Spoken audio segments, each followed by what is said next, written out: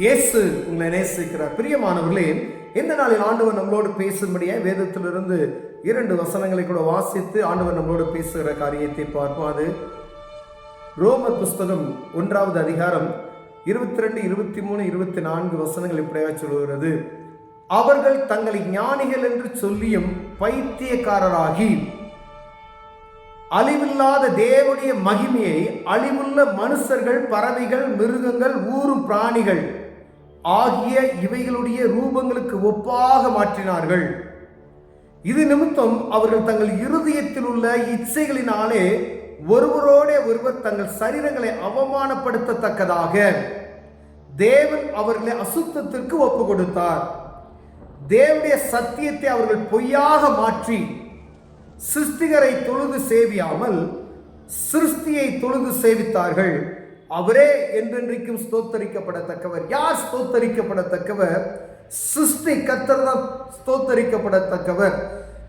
அவர் சொல்லுகிறார் பாருங்க, ஞானி என்று சொல்லக்கூடிய எப்படிப்பட்டதான ஞானி, விவேகி, சூரியனுக்கு போறாங்க, சந்திரனுக்கு போறாங்க, என்னென்னவோ பயங்கரமான ஆராய்ச்சிகளை எல்லாம் பண்ணுகிறவர்கள், ஞானிகள் என்று சொல்லிக் கொண்டு இருக்கிறவர்கள் பாருங்க, அவங்க என்ன செய்யறாங்கன்னா பைத்தியக்காரராகி அதாவது அவங்களுக்கு என்ன செய்யறோம் என்று தெரியாதபடிக்கு அழிவில்லாத தேவனுடைய மகிமையை விட்டு அழிவுள்ள மனுஷர்கள், பறவைகள், மிருகங்கள், ஊரும் பிராணிகள் ஆகிய இவைகளுடைய ரூபங்களுக்கு ஒப்பாக மாற்றினார்கள். யார? ஆராதிக்கக்கூடிய தேவனை அவர்கள் மறந்துவிட்டு, அழிவில்லாத தேவனுடைய மகிமையை மறந்துவிட்டு அழிந்து போகக்கூடிய மிருகங்கள், மனிதர்கள், ஊரும் பிராணிகள், பறவைகள் இவைகளுக்கு கடவுளுடைய சாயலை ஒப்பாக்கினார்கள். இது நிமித்தம் அவர்கள் பாருங்க, ஆண்டவர் எதற்கு ஒப்பு கொடுத்தாதான்? இச்சைகளின், அவங்க இருதயத்தினுடைய இச்சைகளுக்கு ஒப்பு கொடுத்து அவர்களுடைய காரியங்களை அவமானப்படுத்திட்டார் அப்படின்னு சொல்லி வேதம் போடப்பட்டு இருக்கிறது. பிரியமானவர்களே, இப்போ ஆண்டவர் யார், கடவுள் யார், அதே அறியாதபடிக்கு இவ்வளோ நல்ல ஞானம் உள்ளவர்கள் இருக்கிறார்கள் என்று வேதம் சொல்லுகிறது. அவர்களுக்கே புரியவில்லை. பாருங்க, எவ்வளவு பெரிய ஞானியாக இருந்தாலும் ஆண்டவர் வானத்தையும் பூமியும் படைத்த ஒரு கடவுள் உண்டு.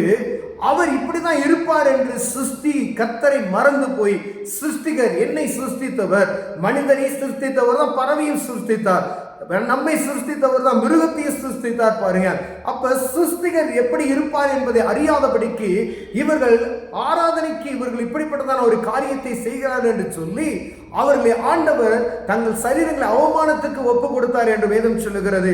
இது நிமித்தம் தேவர் அவர்களை இழிவான இச்சை ரோகங்களுக்கு ஒப்பு கொடுத்தார். அந்தபடியே அவர்கள் அநேக பாவங்களுக்கு அவர்களை அடிமைப்படுத்தி விட்டார் என்று வேதம் சொல்லுகிறது. பிரியமானவர்களே, தேவனுடைய சத்தியத்தை அவர்கள் பொய்யாக மாற்றினார்களாம்.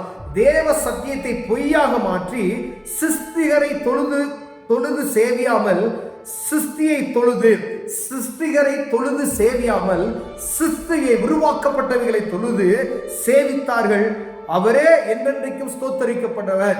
யார் ஸ்தோத்தரிக்கப்பட்டவர்? இயேசு ஒருவரே. வானத்தையும் பூமியும் படைத்தவர் ஒருவரே. எல்லாரும் அவங்கவுங்களுக்கு ஒரு கடவுள் சொல்றோம் பார்த்தீங்களா, அவரே ஸ்தோத்தரிக்கப்பட்ட தேவர்.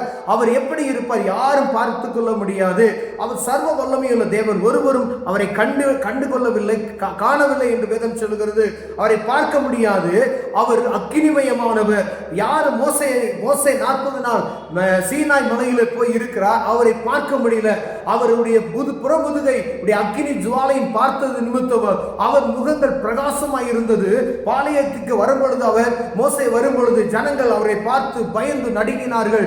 ஏன்னா அவர்களுடைய முகத்திலிருந்து, மோசையின் முகத்திலிருந்து பிரகாசம் வந்தது. ஏன் அப்படின்னா 40 நாள் தேவ சமூகத்தில் போய் தெய்வத்தை பார்க்கும்படி, அவர் சொல்லுகிற கற்பனைகளை வாங்கி கொண்டு வரும்படி அவர் கடந்து சென்றார். இது நிமித்தமாக அவருக்குள் அந்த பிரகாசம் இருந்தது என்று வேதம் சொல்லுகிறது.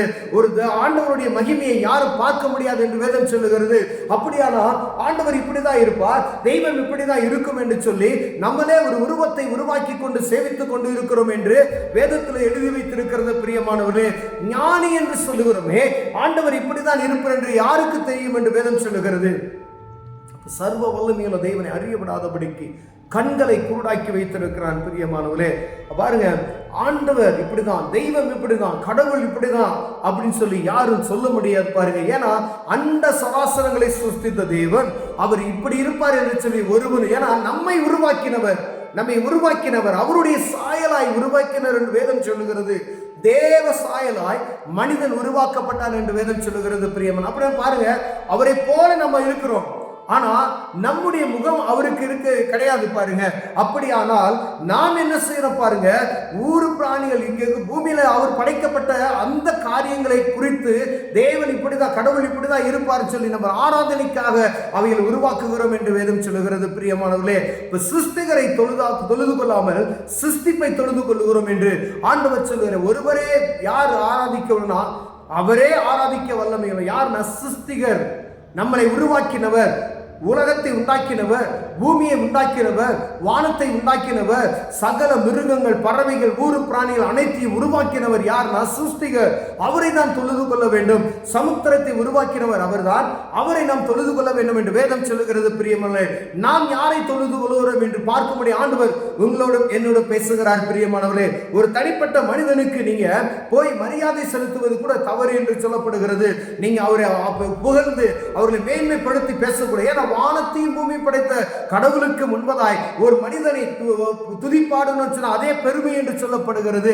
உங்க கணவனோ மனைவியோ ஆண்டவருக்கு கொடுக்க வேண்டிய மகிமையை விட்டுட்டு கொஞ்சம் கூட உங்க அன்பை கொடுத்தீங்கன்னா ஆண்டவரை நீங்க என்ன செய்றீங்க, துக்கப்படுத்துறீங்க என்று சொல்லப்படுகிறது. முதலில் தேவனுடைய ராஜ்யத்தையும் அவருடைய நீதியும் தேடுங்கள், அப்பொழுது இவைகளெல்லாம் உங்களுக்கு கூட கொடுக்கப்படும் என்று வேதம் சொல்லுகிறது. பிரியமானவர்களே, முதல்ல ஆண்டவர் பாருங்க, அப்புறம் தான் பிறர், மற்ற எல்லாமே. அப்ப வானத்தையும் பூமியும் படைத்தவர் ஒருவர் தான், அவரை நோக்கி பாருங்க. மற்றவையெல்லாம் அடுத்ததான் இருக்கணும். வீட்டுல குடும்பம் இரண்டாவது தான், வியாபாரம் இரண்டாவது தான். அப்ப வானத்தையும் பூமியும் படைத்தவர் சர்வ வல்லமையுள்ள தேவன் உண்டு. எல்லா ஜனங்களுக்கு அவரே கடவுள், கடவுள் ஒருவராய் இருக்கிறார். உலகத்தை உருவாக்கினவர் அவரே.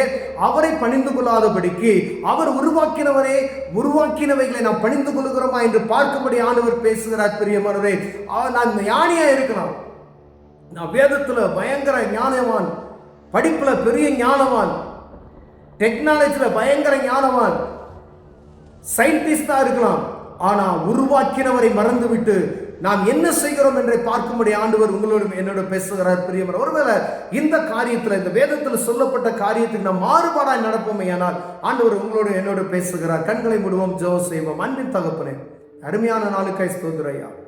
சிருஷ்டிகரை தொழுது கொள்ளாமல் சிருஷ்டிப்பை நாங்கள் தொழுது கொள்கிறோம். மன்னிங்க. வானத்தையும் பூமியை படைத்தவர் ஒரு உண்டு, அவரையே சிருஷ்டிக்க எங்கள் இருதயத்தை ஆண்டவரை திருப்பி விடுவீராக நாங்கள் ஜெபிக்கிறோம். இயேசுவின் நாமத்தில் பிதாவே, ஆமென்.